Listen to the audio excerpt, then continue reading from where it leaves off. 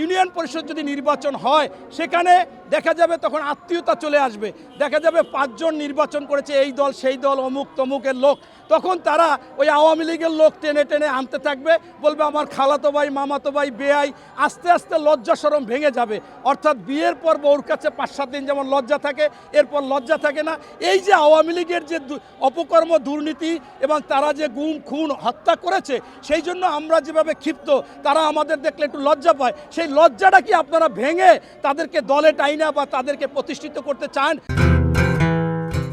বিষয় হচ্ছে নির্বাচন নির্বাচন নির্বাচন। সেই নির্বাচন আসলে কি স্থানীয় সরকার নির্বাচন আগে নাকি জাতীয় সংসদ নির্বাচন আগে? আমি আপনাদেরকে জানাতে চাই, যারা স্থানীয় সরকারের কথা বারবার বলে, তারা অর্থাৎ একটা শিক্ষা প্রতিষ্ঠানের শিক্ষার্থী ছাত্র ভর্তি করেছে, শিক্ষক নাই, অবকাঠামো নাই, এই অবস্থার মতো একটা কথা তারা বলে। এটা কোনোভাবে যুক্তিযুক্ত হতে পারে না। তাছাড়া আপনারা জানেন যে এই সরকারের কয়েকজন উপদেষ্টা ইতিমধ্যে বলেছে আইনশৃঙ্খলা বাহিনী তাদের নিয়ন্ত্রণে আনতে পারতেছে না, প্রশাসন তাদের কথা শুনতেছে না, এবং বাজারের সিন্ডিকেট নিয়ন্ত্রণ করতে পারতেছে না, বাজার দর নিয়ন্ত্রণ করতে পারতেছে না। তাহলে কিভাবে তারা এই বাংলাদেশে 4578টি ইউনিয়ন পরিষদ এই নির্বাচনে করবে? তার চেয়ে বড় কথা হচ্ছে যে আপনারা দেখেছিলেন যে এই অন্তর্বর্তীকালীন সরকার হওয়ার পরে তাদের পৃষ্ঠপোষকতায় একটা দল গঠিত হতে চায়, এটা মানুষ সন্দেহ করতেছে। এবং সেইটা যদি চায়, তারা কিন্তু ইতিমধ্যে একবার বলেছিল যে কাউন্সিলরদেরকে তাদের পদে বসাতে হবে কাজ করার জন্য। এই কাউন্সিলররা কারা? এরা হচ্ছে দুর্নীতিবাজ রাঘব বোয়াল, এদের কাছেও অনৈতিক অবৈধ সম্পদ রয়েছে। তাদেরকে কেন তারা এই কাউন্সিলরে বসাইতে চেয়েছিল? এটা অবশ্যই তারা মনে করেছিল এটা লাভজনক এবং তাদেরকে তাদের দলে নিলে এবং অল্পের মধ্যে তারা অর্থনৈতিকভাবে সচ্ছল হবে, দলকে চাঙ্গা করবে। ঠিক তারই একটা অংশ হিসাবে সারা বাংলাদেশে যারা ইউনিয়ন পরিষদ নির্বাচন করছে, সে স্বতন্ত্র হোক আওয়ামী লীগের হোক, যেই নির্বাচিত হয়েছিল এই 4578টি ইউনিয়ন পরিষদে, তাকে সেখানে অবশ্যই আওয়ামী লীগের দুর্নীতিবাজ, সন্ত্রাসী, দখলবাজ, চাঁদাবাজ, এবং ওরাই ছিল যারা আমার একজন মা বয়স্ক ভাতা নেওয়ার জন্য 5 মাইল 7 মাইল হেঁটে এসে 500 টাকা ভাতা নেওয়ার সময় সেখান থেকে 250 টাকা কেটে রাখতো। এত বড় মনে করেন নির্মমতা, এদের যে মায়া নাই, সেইভাবে তারা যে অবৈধ সম্পদ অর্জন করে এক একজনে ওখানে বসে তারা রাজত্ব কায়েম করতেছে। সেই রাজত্ব কায়েম যারা করতেছে, তাদের কি আপনারা এই ইউনিয়ন পরিষদে এনে তাদেরকে নিয়ে কি দল করতে চান? এটা হচ্ছে আপনাদের কাছে আমার প্রশ্ন। এবং আরেকটা পাশাপাশি আপনারা দেখেন, ইউনিয়ন পরিষদ যদি নির্বাচন হয় সেখানে দেখা যাবে তখন আত্মীয়তা চলে আসবে, দেখা যাবে 5 জন নির্বাচন করেছে এই দল সেই দল অমুক তমুকের লোক, তখন তারা ওই আওয়ামী লীগের লোক টেনে টেনে আনতে থাকবে, বলবে আমার খালাতো ভাই মামাতো ভাই বেয়াই, আস্তে আস্তে লজ্জা শরম ভেঙে যাবে। অর্থাৎ বিয়ের পর বউর কাছে 5-7 দিন যেমন লজ্জা থাকে, এরপর লজ্জা থাকে না।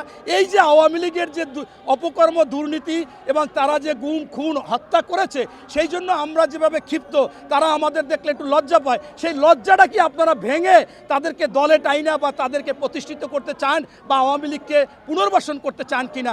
এটাই হচ্ছে বুর্দা কথা। হচ্ছে যে নির্বাচন হচ্ছে অন্তর্বর্তীকালীন সরকারটা হচ্ছে একটি ফ্যাসিস্ট ছিল, তারা গেছে, তারপর একটা সরকার নতুন করে একটা সরকার গঠন করবে অল্প সময়ের জন্য, অন্তর্বর্তীকালীন সরকার বা তত্ত্বাবধায়ক সরকার বা নির্দলীয় সরকার।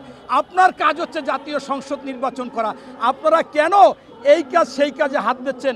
আপনারা কেন নিয়ে আসতেছেন নির্বাচন আগে না সংস্কার আগে? কেন আপনারা নিয়ে আসতেছেন বিচার আগে নাকি নির্বাচন আগে? আবার কেন নিয়ে আসতেছেন যে এখন স্থানীয় সরকার নির্বাচন আগে নাকি জাতীয় সংসদ নির্বাচন আগে? এই সমস্ত কথা আপনারা বলতে পারেন না।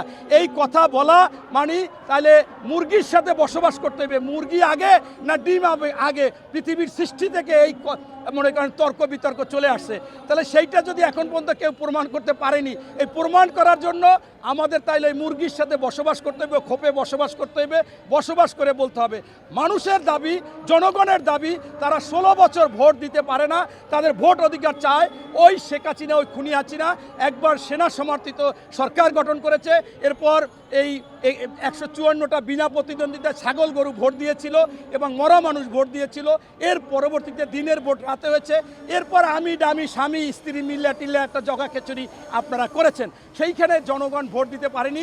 যে ভোটার অনেক ভোটার হয়েছে সে আজ পর্যন্ত ভোট দিতে পারেনি। তাই জনগণের আশা আকাঙ্ক্ষা ভোট, এবং এই ভোট দিয়েই নির্বাচিত করবে একটি জাতীয় সরকার, মানে জাতীয় নির্বাচন হবে, সেই জাতীয় নির্বাচনে একটি জনগণের সরকার আসবে, সেই জনগণের সরকার বিশেষ করে যেগুলো গুরুত্বপূর্ণ সেগুলো করবে।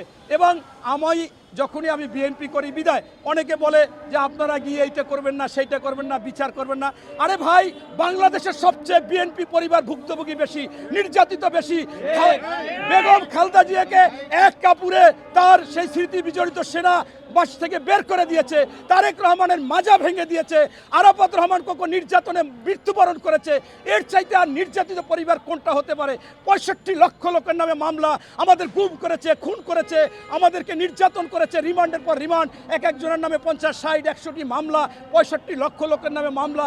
এরপর আমরা কি ভুলে যাব ওই খুনি হাসিনার কথা, ওই গণহত্যাকারী হাসিনার কথা, যাকে জাতিসংঘ স্পষ্টভাবে ঘোষণা করেছে যে সে গণহত্যাকারী, সে মানবাধিকার লঙ্ঘন করেছে এবং তার বাংলাদেশে বিচার হতে হবে। ইতিমধ্যে আপনারা দেখেছেন ভারতের 7 সিস্টারের মধ্যে একটা জরিপ হয়েছে, 55% ভারতের লোক বলেছে যে এই খুনিকে, এই স্বৈরাচারীকে, এই ফ্যাসিস্টকে, এই দুর্নীতিবাজকে, এই অর্থ পাচারকারীকে, এই গণহত্যাকারীকে আমরা ভারতে রাখবো না, একে বাংলাদেশে পাঠিয়ে দিন, তার বিচার হোক।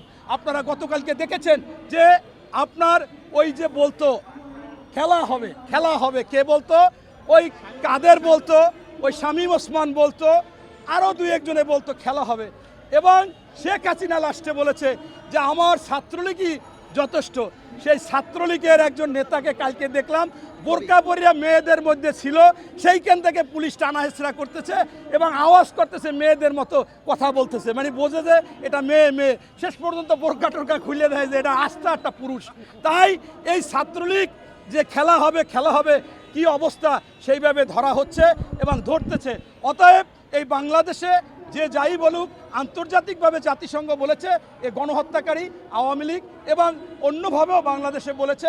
তাই আমরা মনে করি এইটা কোনো বিষয় না।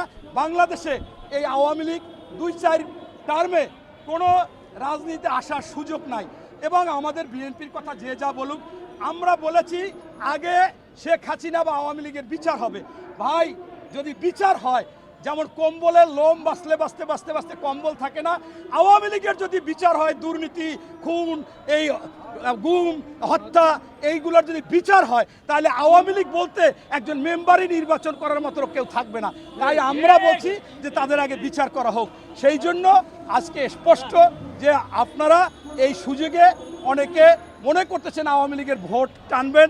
আমরা দেখলাম যে একটি দল ওই আওয়ামী লীগের ভাষায় আওয়ামী লীগের মতো কথা বলতেছে, একদল বাহিনী যা কইরে গেছে সেইটা এখন অন্যরা করতেছে। কীরকম? জাতিসংঘ মানবাধিকার তাদেরকে কিছু প্রশ্ন করেছে, উত্তর না দিয়ে দেখা না করে এড়িয়ে গিয়েছেন। আবার বলতেছে যে এই ফ্যাসিস্ট শব্দ ব্যবহার করা যাবে না। এর মানে কি?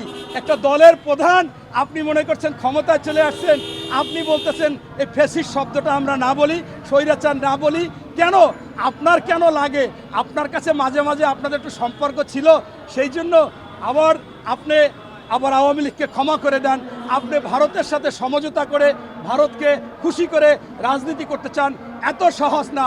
বাংলাদেশের মানুষ ভুলে যায়নি 1971 ভুলে যায় নাই, 1952 ভাষা আন্দোলন ভুলে যায় নাই, 69 ভুলে যায় নাই, 90-এর স্বৈরাচার বিরোধী আন্দোলন ভুলে যায় নাই, এবং এই 24-এর জুলাই আগস্ট ভুলবে না, ভুলে যেতে পারে না। অতএব গোলা পানিতে মাছ শিকার করার কোনো কায়দা নাই। জনগণের কাছে সর্ববৃহৎ দল বিএনপি এবং বিএনপির ভারপ্রাপ্ত চেয়ারম্যান মহোদয় বারবার বলেছে যে আমাদের যদি জনগণ ভোট দেয়, আমরা নির্বাচিত হলে আমরা আসব। এবং আমাদের নেতা কর্মীদেরকে প্রতিদিন উনি বলে, আপনারা দেখবেন যে এত সহজ না, জনগণ মুখ ফিরিয়ে নিলে বিএনপির কোনো দাম নেই, আপনাদের জনপ্রিয়তা থাকলেও কোনো অবস্থায় কাজ হবে না, জনগণ যে কোনো কিছু পরিবর্তন করতে পারে। তাই আমার নেতার কথা, আমাদের কথা, আমরা জনগণের উপর আস্থাশীল, জনগণের কাছে যাচ্ছি এবং আমরা আশাবাদী বিএনপি কখনো কোনো মানুষের সাথে, কোনো দলের সাথে বেইমানি করেনি এবং এখনও জনগণের পাশে থাকবে, জনগণের জন্য কাজ করবে। পৃথিবীতে আপনারা জিয়াউর রহমানের মতো ব্যতিক্রমী প্রেসিডেন্ট কোথাও ছিল কিনা? তিনি স্বাধীনতার ঘোষক ছিলেন, সেক্টর কমান্ডার ছিলেন, জেড ফোর্স অধিনায়ক ছিলেন, বহুদলীয় গণতন্ত্রের প্রবক্তা ছিলেন এবং সবচেয়ে বড় কথা, আজকে লজ্জা হয় একটা ছাত্র সে আন্দোলন করবে, অধিকার আদায় করবে, জনগণের পক্ষে থাকবে, এজন্য তাকে কি বিনিময় কিছু দিতে হবে কিনা, অথচ জিয়াউর রহমান স্বাধীনতার ঘোষণা দিয়ে রণাঙ্গনে থেকে প্রতিদিন যুদ্ধ করেছে, একদিনের জন্য ভারতে যায়নি এবং তার অক্ষর দিয়ে জেট ফোর্স ছিল, সেক্টর কমান্ডার ছিল এবং যুদ্ধ শেষ তিনি বেরাকে ফিরে গেছে। বাংলাদেশের কোনো মানুষের কাছে বলেনি কোনো কিছু দিতে হবে। তৎকালীন প্রেসিডেন্ট মনে করছে জীবিত মুক্তিযোদ্ধাদের মধ্যে সর্বোচ্চ খেতাব বীর উত্তম খেতাব তাকে দিয়েছিলেন। পরবর্তীতে আপনারা জানেন যে একটা সময় দেশের ক্রান্তি লগ্নে সার্বভৌমত্ব যখন বিনষ্ট হয় তখন সিপাহী বিপ্লব, যে জনতা সিপাহী বিপ্লব হয়েছিল, সেই জনতা সিপাহী এই জিয়াউর রহমানকে আবার নিয়ে এসেছিলেন, আপনি বসেন, আপনি দেশের কিছু কাজ করেন। এবং সত্যিকার অর্থেই সে যে কাজ করেছিল সেই আজকেও সেই চলমান, সেইটা দিয়ে আমাদের আয় হচ্ছে, জনশক্তি রপ্তানি, গার্মেন্টস ফ্যাক্টরি এবং বিভিন্ন খামার, এবং বিশ্বের কাছে বিশ্বের দরবারে আমাদের বাংলাদেশকে বড় করেছে। এবং তিনি যে এত জনপ্রিয় ছিল তার প্রমাণ কিন্তু আপনারা পেয়েছেন যে জানাজায় কী পরিমাণ লোক হয়েছিল। বিশ্বে এত বড় জানাজা কোথাও হবে কিনা বা হচ্ছে কিনা, এবং বাংলাদেশে 41 দিন শোক হয়েছিল, বিদেশেও শোক পালন করেছিল। তাই তারই সুযোগ্য সন্তান, জ্যেষ্ঠ সন্তান তারেক রহমানের স্পষ্ট কথা যে আমরা জনগণ যেটা চাবে সেইটাই হবে। জনগণ যদি আমাদের ভোট দেয়, দয়া করে মনে করে, তাহলে সেই ভোটে নির্বাচিত হয়ে আমরা রাষ্ট্র পরিচালনা করব। কিন্তু আপনাদের বিএনপি বা অন্য কেউ কোনো জায়গায় দুর্নীতি, আপনারা কোনো জায়গায় গুম, কোনো জায়গায় এই যে দখল, চাঁদাবাজি, এগুলো করলে তাদেরকে ধরে আইনের হাতে দেন। এবং তিনি বারবার বলেছেন যে এই অন্তর্বর্তীকালীন সরকার আপনারা আইনের হাতে তাদেরকে নিয়ে নেন। কারণ আমরা যদি ক্ষমতায় থাকতাম আর তারেক রহমান যদি বলতো যে সন্ত্রাস, চাঁদাবাজ, দখলবাজের কোনো দল নাই, তাহলে অভিনয় হতো। আমরা কোনো ক্ষমতায় না, আমরা চাচ্ছি, তারেক রহমান চাচ্ছে যে দুর্নীতি করবে, যে চাঁদাবাজি করবে, দখলবাজি করবে, সন্ত্রাসী করবে, তার কোনো দল নাই, তাকে ধরে আইনের আওতায় এনে কঠিন সাজা দেওয়া হোক। এই বর্তমানে ডেভিল হান্ট, এই ডেভিল হান্টেও যদি এরকম হয় তাদেরকে ধরে উপযুক্ত শাস্তি দেওয়ার আহ্বান জানিয়েছেন, আমিও জানাচ্ছি। ধন্যবাদ। আমার একটু তারা আছে, আর আছে কিছু কমিটি নিয়ে সারা দেশে একটা